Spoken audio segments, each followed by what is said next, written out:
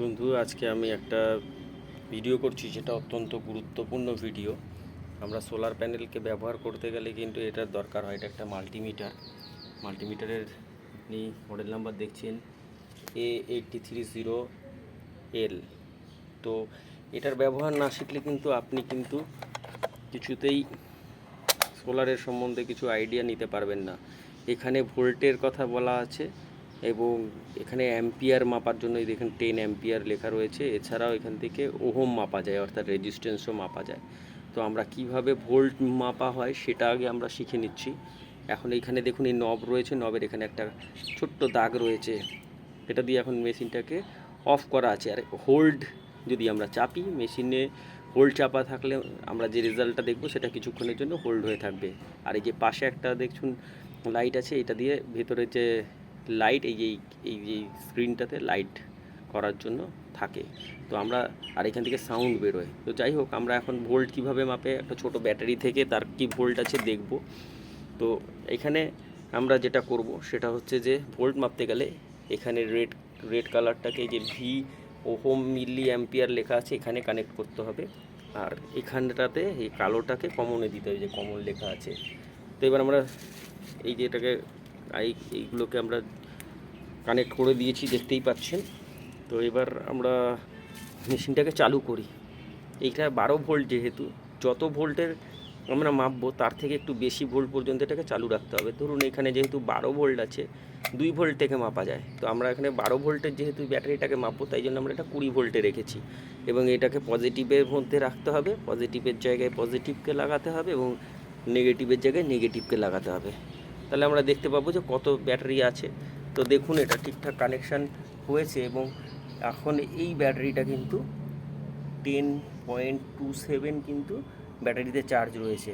10.8 সাধারণত হচ্ছে deep discharge, অর্থাৎ ব্যাটারিটা একদম ডাউন হয়ে গেলে কিন্তু 10.5-এর নিচে চলে যায়। অর্থাৎ একে কিন্তু আমরা এখন সাধারণভাবে চার্জ করতে পারবো না। একটা ছোট্ট সোলার প্যানেল দিয়ে আমরা পরে চার্জ করে দেখাবো। তো আপাতত এটা দেখে নিচ্ছেন কিভাবে একটি মাল্টিমিটারের ভোল্টেজ ব্যবহার করা হয়। এখানে যদি আমরা আরও কম মাপতে চাই, অর্থাৎ 20 ভোল্টের নিচে, তাহলে কিন্তু এটাকে ডাউন করতে হবে। আর যদি 20 ভোল্ট থেকে 200 ভোল্টের মধ্যে কিছু মাপি, তাহলে কিন্তু এটাকে সরিয়ে দিতে হবে। আবার 200 ভোল্ট থেকে 500 ভোল্ট যদি মাপি, তাহলে কিন্তু সেখান থেকে এটাকে আরও পেছনে সরাতে হবে। আর যখন আমরা বন্ধ করব, এটাকে সুইচ এইভাবে অফ করে দেব। তো আমরা আপাতত তো এই মেশিন থেকে এই ব্যাটারিটার চার্জ কতটা আছে আমরা জানতে পারলাম। তো আমরা একটা ছোট্ট 50 ওয়াটের সোলার প্যানেলের কত কি চার্জ একটা ভোল্টেজ পাঠায় সেটা আমরা দেখে নিচ্ছি। আসুন দেখে নিই তাহলে। কোম্পানির সোলার প্যানেল যেটা এখন আমাদের ব্যবহার হচ্ছে না, তো সেটা কত কি ভোল্টেজ দিচ্ছে সেটা আমরা এখানে দেখব। এখানে দেখুন ওর পজিটিভ প্রান্ত এবং এটা হচ্ছে এই যে পজিটিভের তার দেখছেন, 4 স্কোয়ার এর পজিটিভ তার, আর এটা হচ্ছে নেগেটিভ তার। তো আমরা এই মেশিনের থেকে ওর যে তারগুলো আছে সেই তারগুলোকে কিন্তু আমরা এই দেখুন পজিটিভের সঙ্গে পজিটিভকে ফিক্স করেছি এবং এইদিকে দেখুন এখানে নেগেটিভের সঙ্গে নেগেটিভকে কিন্তু ফিক্স করে দিয়েছি। এই যে ফিক্স করেছি, এই যে ফিক্স করেছি, এটা কিন্তু নেগেটিভ তার আছে। তো এবার আমরা এই মেশিনটাকে চালু করব।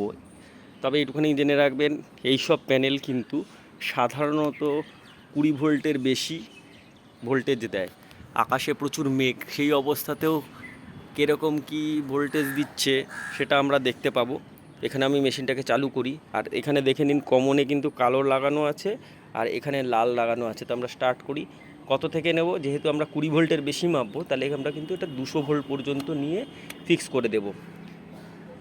তো দেখতেই পাচ্ছেন মেশিনটা কিন্তু আমাদেরকে একটু ভুলভাল দিচ্ছে। এই কারণে, তার কারণ এখানে ফ্ল্যাকচুয়েশন হওয়ার একটাই কারণ যে তারটা ঠিকঠাক ছিল না। এবার দেখুন 22.7 ভোল্টেজ দিচ্ছে।